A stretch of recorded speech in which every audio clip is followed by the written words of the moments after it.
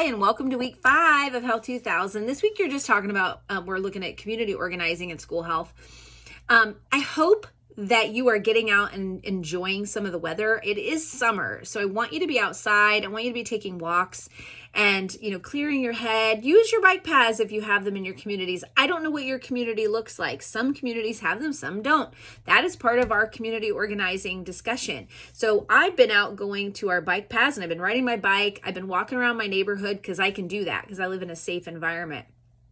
And those are some of the things I want you to think about when you are in your community. What makes it easier for you to move around? What makes it easier for your kids to have, or your siblings or family members, community members to have safer schools where kids can get access to food, they can get access to good physical activity, good education. Those are things that we have to think about, because in our communities, that's where we can start with public health, in our own hometown. So if you see a need, try to fill that need if you can. Like when I was in my hometown, I saw kids walking all the time to the local pool. This is just one little example.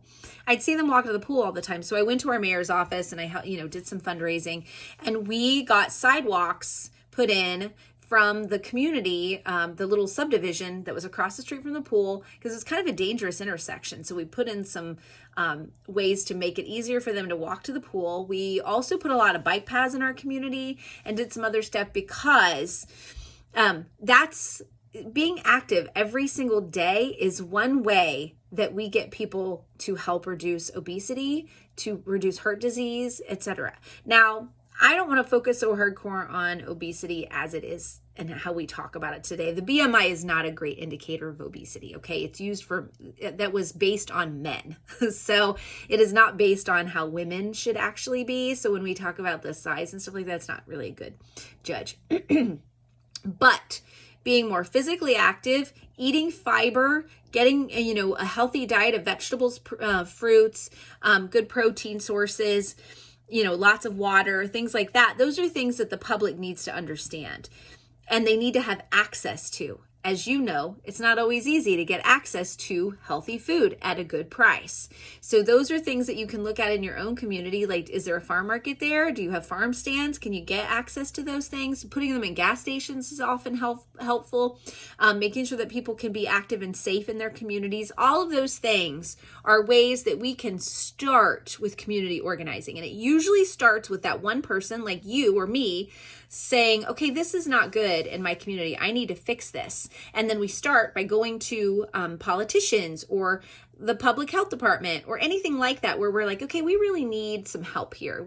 We need to adjust this or change this environment. And then we get something put in so that people have access to something healthier.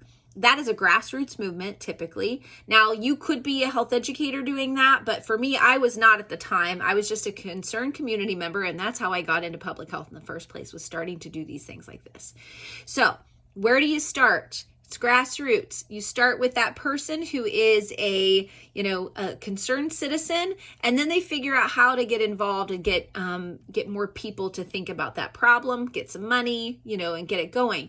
Now, in my case, I knew everybody in my hometown. It was a small town, And so I would be considered a gatekeeper.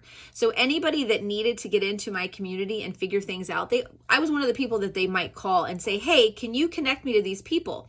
So I opened the gate to our community, and then we gathered together community coalitions to pull people in who might be interested in working on the problem, and then found our stakeholders through that, right? So you have your stakeholders, the people who have a stake in the process or the thing being fixed. And oftentimes key stakeholders are the community members that are affected.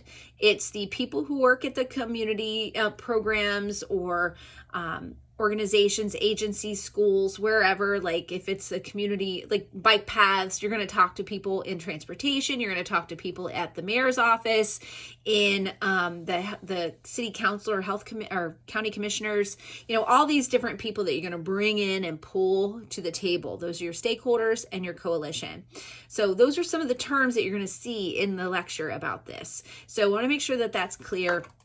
But just think about that. And who are you as a community member? Are you going to be someone who makes those changes? You know, and even at schools, if you work at a school or you're a concerned parent or have, you know, family members that are in the schools, maybe you see something that needs to be changed. Like our nurse here in Athens saw a need for comprehensive sex education, so she went to bat and implemented that. And we have one of the better sex education programs in Ohio, and that means that we have reduced teen pregnancy in this community.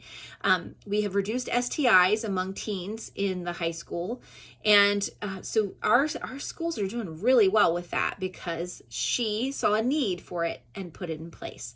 So she made a grassroots effort, started it. She was the gatekeeper and a stakeholder. So hopefully those are terms that you remember, and I hope that helps. So sorry for the longer video this time, but that's it for me.